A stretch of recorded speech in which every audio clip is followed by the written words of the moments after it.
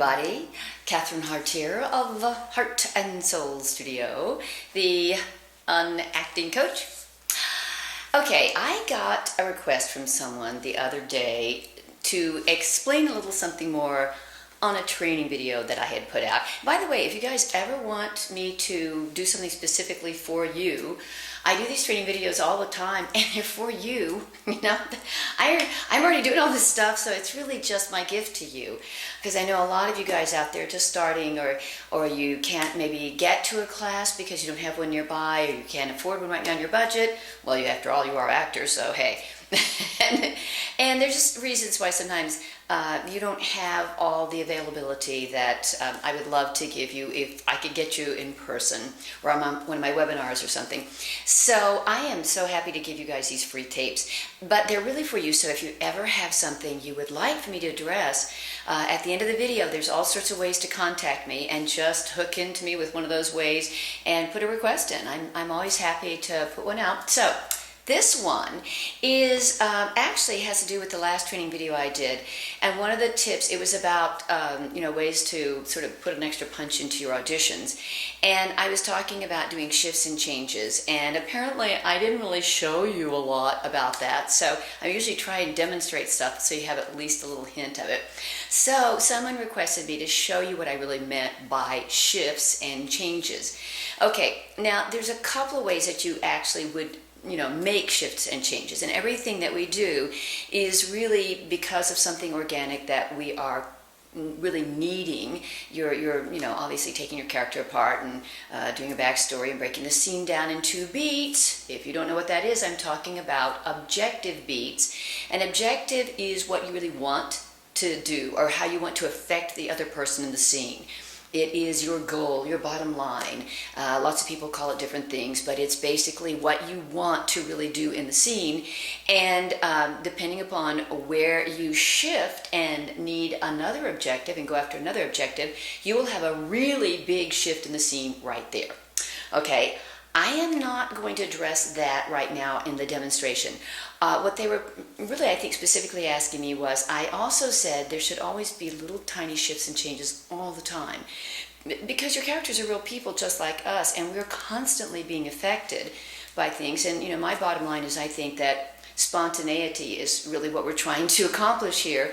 We're trying to use all of our technique to set us up to cause real spontaneous reactions to happen.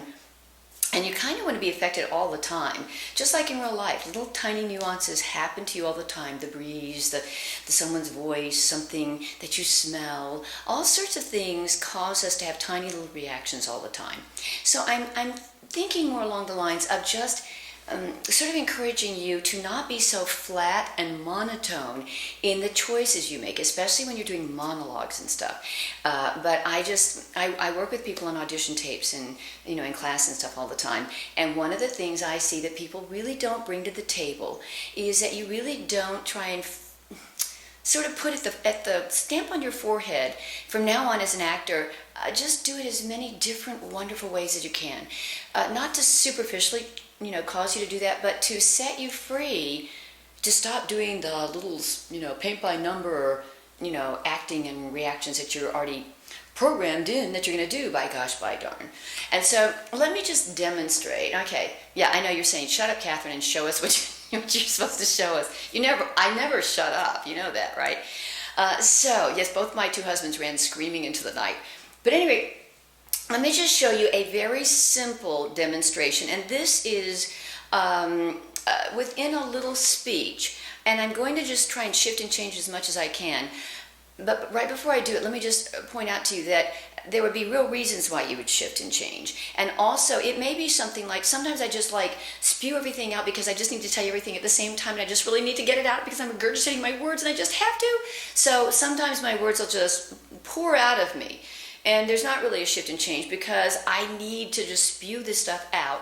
But that would probably be offset by, well, silences or pauses or something that's different. So that when I really have to tell you all this stuff and just tell you over and over and over and over and over and over, that I just have to take, you change the rhythms, you can change, what's pushing your buttons, you can change the use of your voice. There's all different, things that you can use to actually accomplish getting these changes made. But that's why we study so hard, so that you have all these tools in your toolbox already, that you don't have to try and force them to happen. They're just, it's like playing an instrument. You just, you're looking at something organic and real that's causing this, and you're using these tools to cause it to happen. But here is a simple demonstration. Okay, now here is a version of this little speech where I'm really not making a lot of shifts and changes. All right, so if I'm saying something to you like, look, you know how it is. Life is hard. Sometimes it's not, and sometimes it just sucks the very soul out of you. You know how it is. You know better than anyone how it is. And sometimes it just is. So it's just, and that's fine. That's okay, fine. But let me demonstrate by really just sort of putting a little something everywhere, so you can see what I mean about shifts and stuff. Look. You know how it is. You know how it is. Sometimes life's hard. Sometimes it's not. And then sometimes it just sucks the very soul out of you.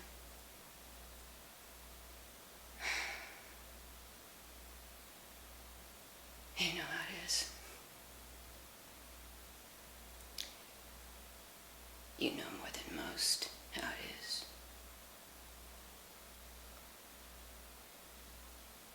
Right now. It just is. So you just kind of put nuances in it. It's like music. Just let it flow. Let the nuances take it. They're not false reasons that you're doing these shifts. It's just you set yourself free like a real human being, to have real thoughts and real feelings, and really experience what's in front of you, and not get so mechanical about saying my lines and doing it the way I plan to do it. Okay, so I hope that helped you. That was just for you. You know who you are. That little demonstration. And again, if you guys have anything you want me to address, please let me know. I'm here for you. Okay, go shift and change. And by the way, I'm a woman. I have no problems